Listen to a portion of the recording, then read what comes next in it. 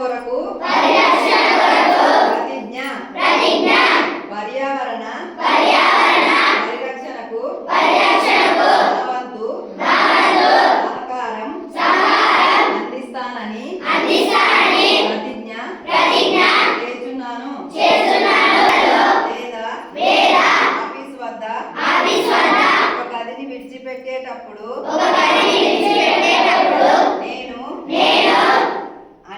అన్ని విద్యుత్ పరికరాలను లైట్లు ఫ్యాన్లు మొదలైనవి ఆఫ్ చేస్తాను.